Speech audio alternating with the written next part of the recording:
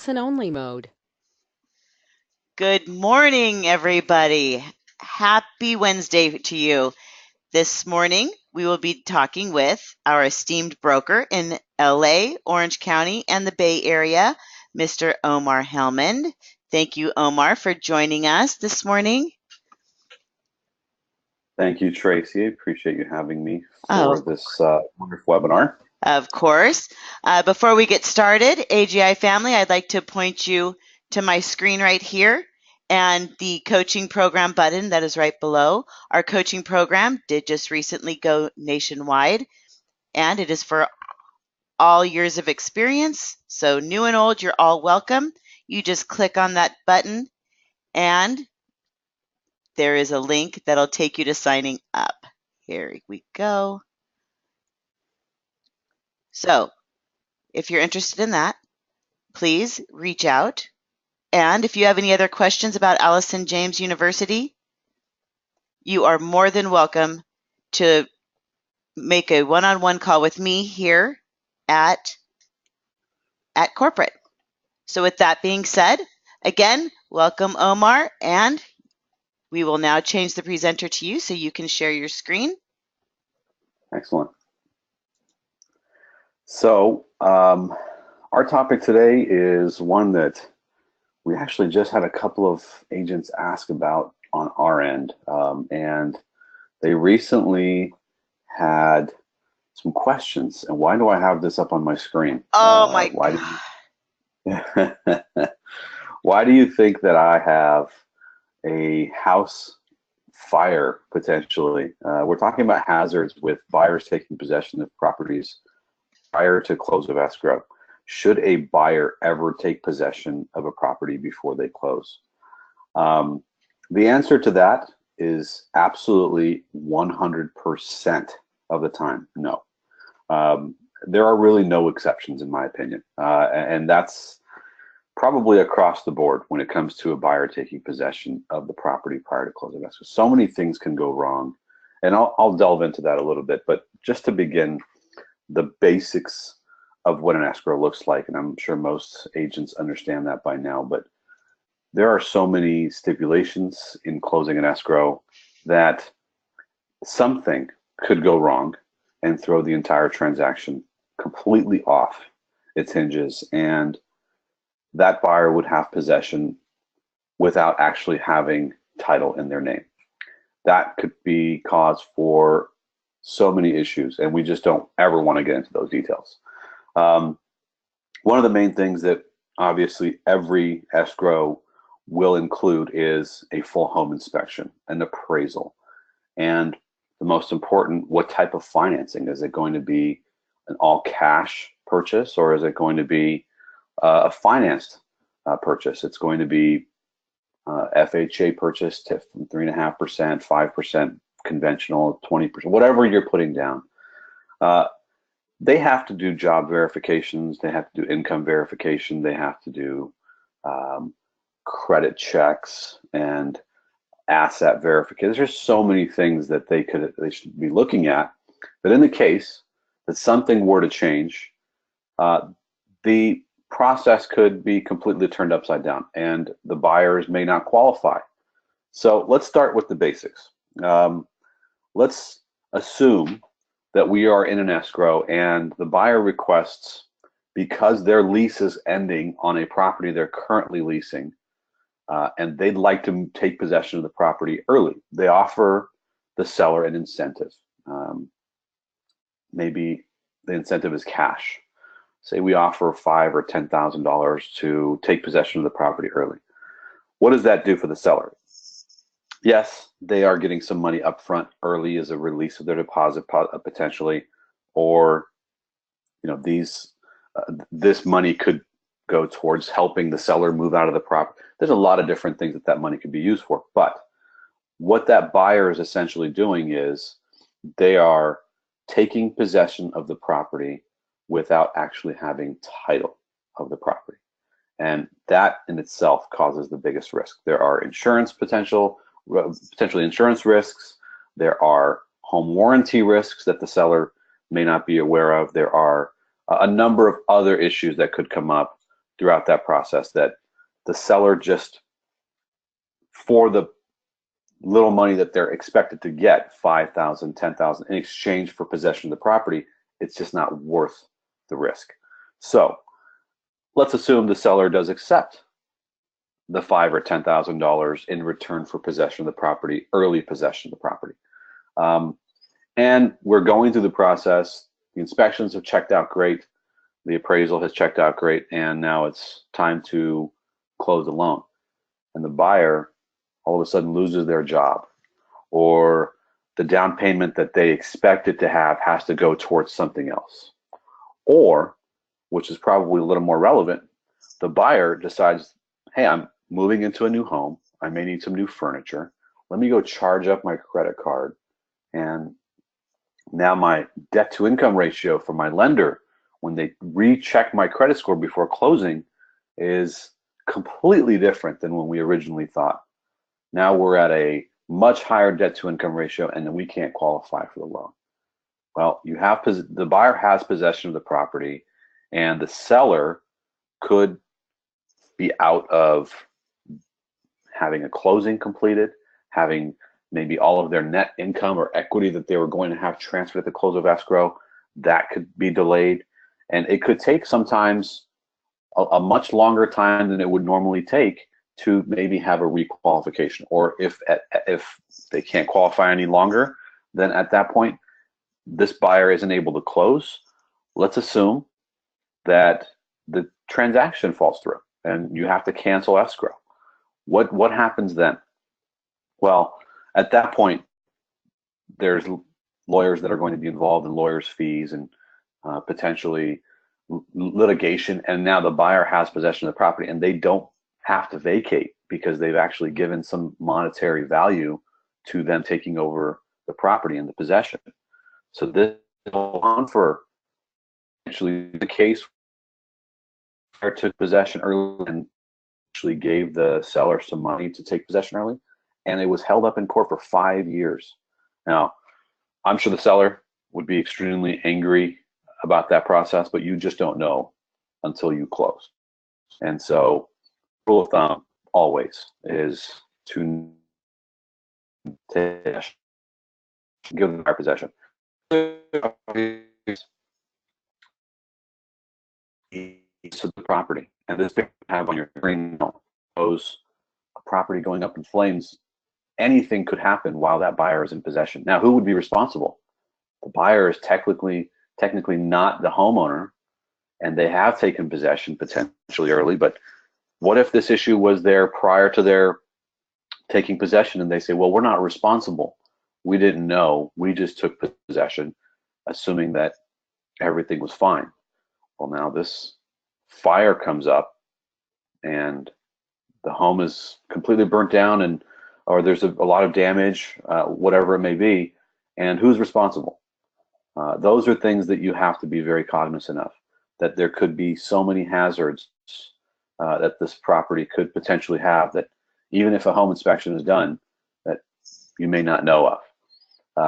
Additionally, we want to make sure that there are legal documents. If in the, as I've stated again and again, we don't want to have any type of possession taken prior to close of escrow by the buyer. But if there are, in the unique cases that there is, I would suggest that everything be detailed out in writing, and obviously both parties will have to explain their parameters and their liabilities. So that's something you would absolutely want to write out very clearly. Some of the other things that I would say that could be potential issues and something that could come up would be, the buyer does some work to the property while they're taking possession. Let's just assume they took possession a few weeks before close of escrow, and it's a 45 or a 60-day close of escrow, but they took possession with a few weeks left. They started to do some work on the home. They maybe upgraded the kitchen, they've upgraded the plumbing, or put in a new electrical panel, or painted the walls, or whatever they may have done. And then they couldn't close escrow. Now, they could potentially put a mechanic's lien on the home, assuming that those costs are going to be now part of the transfer of sale. Even if this buyer doesn't close, it could be a seller liability going forward. So everything must be detailed out and in writing. In the worst case, that you do have to have the buyer take possession early. That's something that we strongly advise against as a brokerage, just me as your broker, as an agent, and I'm sure all of our other brokers in California would agree. We just don't want to have those types of liabilities if we don't have to, because we don't really have anything concrete until the close of escrow is complete. And so that's something that, if you have questions about, or you'd like to get further details on, if a buyer is asking to take early possession, maybe it's a vacant property, those type of things that you can run by us or your broker and just get more details about and how to respond to these issues. Because we always advise our sellers, it's best advised that you wait until everything is complete and the recording of the deed has taken place with the county for you to hand those keys over. Sometimes we've had buyers ask, "Hey, we're funded. Can we record tomorrow? But we'll be able to take possession early." We've had that come up, and we always say no. Why? Because you never know. Something could happen overnight when they're maybe moving some things in, and there could be a major issue that now could possibly cause insurance claims, litigation, and many other issues that could come up potentially just because of maybe a few hours, a few days, whatever it may be. So again, the most important factors are protect your seller, do not let the buyers take possession early, and obviously it's important to know your rights if you do, and make sure you detail out all of the information and everything that's going to be transferred in the sale. If it is going to be in the possession of the buyer, who is actually responsible at that point. And so that those things must be detailed out in your forms. And so we don't have a specific form for buyer taking possession. There are some forms in WIN forms, but really what we don't want to do is go through the process of having to detail out, item by item, who will be responsible for it. But if you decide to do that, make sure it's in writing. There is something that we always do have come up, which is now seller. We're going to shift gears a little bit. So seller taking possession after the close of escrow, or keeping possession after close of escrow. This is something that we see actually quite commonly. We'll have situations where the seller needs the funds from the sale to be able to move to their next location. Now, I'm sure some of you have seen this particular form. It's the residential lease after close of escrow, where seller possession remains, and you just detail out all of the information and how long the lease will be for, whether it be a 30-day lease after the close of escrow or maybe just a few days. But what's important to know is you must fill this out as if it was a traditional lease. There are security deposits involved. You would write out exactly what the term is when the term commences. You would also write out how much the lease is for, whether it be per day or per month, or if you decide to do it for a weekly period, you can obviously prorate the rent. But those details would be specified here. And so sellers keeping possession of the property after close of escrow, obviously it's a little less invasive because they've already had possession, and then it just becomes a lease, and they'll vacate as soon as the lease is over. And obviously what you want to do is detail out as much information here on these pages as possible, just to make sure you're protecting your buyer. So now you have protections against maybe a seller making claims of buyer responsibility because they no longer are the owner. Well, you detail out every bit of it here in the residential lease after sale document, so everybody's clear on the terms. Omar, keys. Yeah. Omar, excuse me. We have a question from Don Betts, and he's asking. Sure. He's saying, But in reality, the signing and acceptance of the deed transfers the property, right? That So is correct. the actual recording is perfunctory. So why the importance of the recording in California? Well, that's a tough one.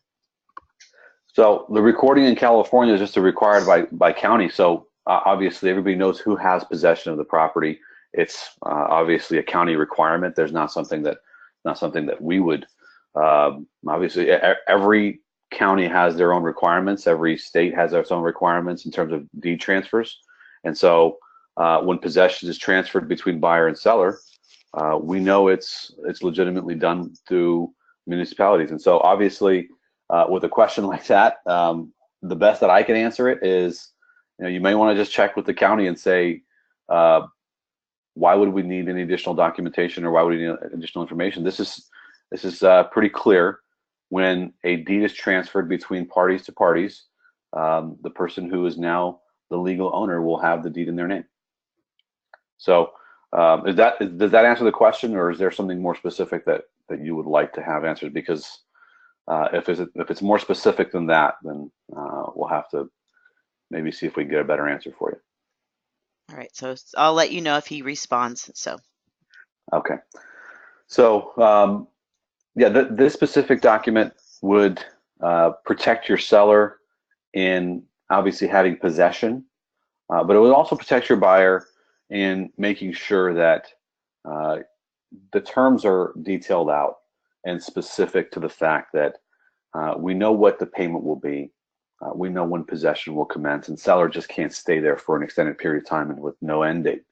We obviously want to make sure that the information related to all parties is clear.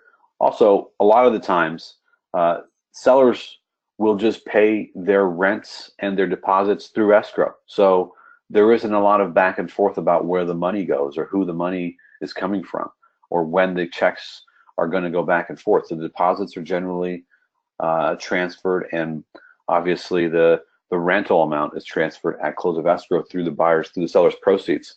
So it makes things a lot easier when it's a situation like this. Now, do we like to do seller possession after close of escrow? It's not something that we would encourage, but if it does come up where the seller does need a few days or a few weeks or a few months, and then the buyer is comfortable and the buyer's lender understands the capacity and how long they can actually keep the property in a rental position up until they take possession themselves, the buyers themselves, then I would say, yeah, you can obviously run those details by your lender, your buyer's lender. And so those are things you really want to make sure are okayed and double checked with your lender prior to signing off on this lease. Now, the original topic was, buyers taking possession of the property early.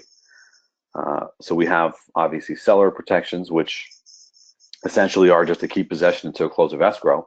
But we also have buyer protections, which are a residential lease after close of escrow. And so once all contingencies are removed and there's a definitive date of close of escrow, then you can probably start working on a residential lease. You can also do this at the beginning of your offer. If you know that the seller will need some time, this can be a negotiating tactic as part of your offer.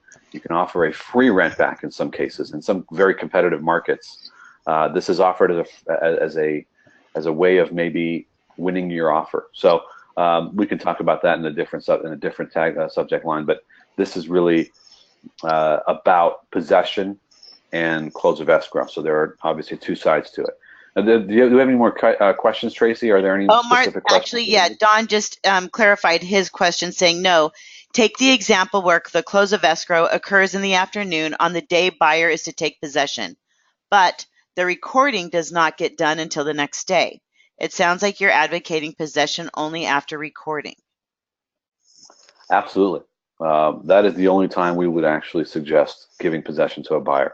The only time that we would suggest, and this is a suggestion, this is not a rule, but it's not a law, but it is a suggestion. And what we want to make sure is clear is our suggestion, and my suggestion personally, is that you do not allow possession from a seller to a buyer until close of escrow actually takes place, because of the fact that there are a number of things that could go wrong before close of escrow. Whether it's a few hours, whether it's a few days, or a few weeks, you simply don't want to put the possession in the buyer's hands without actually having recording confirmation.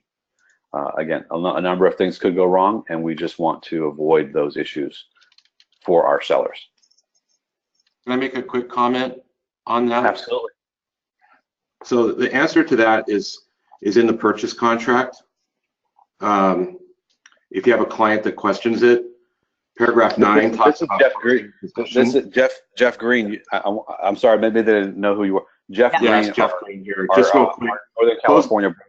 Yeah, closing and possession, paragraph 9 talks about the time it's supposed to close. It says the date of the close it usually defaults to 6 p.m. on the date of close of escrow.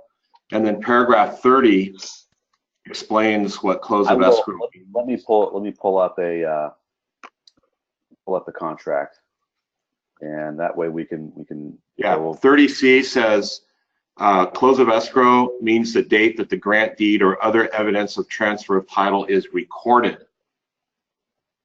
So the occupancy is delivered after recordation. The contract's really clear on that. So paragraph 9 and paragraph 30 make that really clear. Hey, Mary Jane from Riverside County here. I wanted to throw something in while he's looking for the contract phrase right there. He's just about got it now. The moment of recording is so important, and I wanted to answer this. The moment of recording is so important that if the house, in fact, his graphic was perfect, because if the house, the example that we use all the time when you're a beginner in real estate is if the house burns down at 3:55 in the afternoon, whose house was it? The recording time literally sets in stone whose house burnt down. If the house burnt down before the recording time, even by moments, it will be the seller's house that burnt down, and that's who's going to be making the insurance claim. If it happens moments after the recording, then we actually have a buyer's house burning down.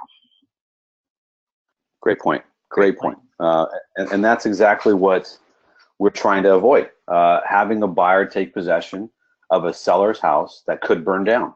And then the buyers would be liable because they have possession. And irregardless of when close of escrow takes place, if a buyer is in possession, they would potentially be liable for all of those damages. And so this is what Jeff Green was referring to, closing and possession.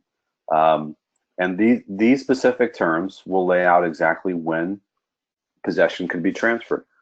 Or if you leave them blank and you assume that the seller will give and transfer possession at close of escrow, this won't need to be filled out unless obviously there are different terms to be had. So this is specific to the possession. If you have questions about it, always refer back. It is page 4 of 10 on the residential purchase agreement, section 9A, B, C, and D. Obviously, if there's a tenant that's remaining in possession of the property, you certainly would check this box and then transfer the tenant in possession document along with leases and deposits and so forth through escrow. Hey, Omar, just one more thing. I wanted to mention too that agents cannot give permission for possession. Only sellers can give possession. You cannot give them. I just this week had an agent slip his buyer the key a couple days in advance because he was leaving town. And the people started moving in. He effectively gave them possession by handing over that key. If anything had happened, you can bet we'd be talking to that agency as well. So it's very important that we know that. And then just my very last thought on this whole matter is that just this week we had a seller leave a property in perfect condition, move out, great deal. In the 3 days between the time he moved out and we recorded, somebody hadn't capped off the water from the washer and dryer. From the washer, I apologize, and the house flooded for 3 days before somebody noticed. So This subject is so important. I'm so glad Omar chose to talk to us about that. Yeah, absolutely. With Tracy's help, of course, and she suggested we talk about this as a matter of, because it has come up, and obviously it's very relevant every single time we are in escrow. This is a very relevant topic, and agents must know that they are not to give possession in any case unless there is an agreement between all parties that possession be taken early. Again, our suggestion is that we do not give possession early in any case until recording takes place. So again, I think we've detailed out all the information. If you have further questions about it, feel free to reach out to your broker, to the corporate office, and I'm sure they can direct you to the right broker. And obviously, there's great resources on Car Legal. You can obviously ask questions there, but certainly just be cognizant of the fact that you really want to make sure that the recording takes place. And recording means everything in real estate. So everything is down to the title transfer, recording of the deed, and that's when possession should be handled, unless otherwise stated. But let's take some questions if there are any.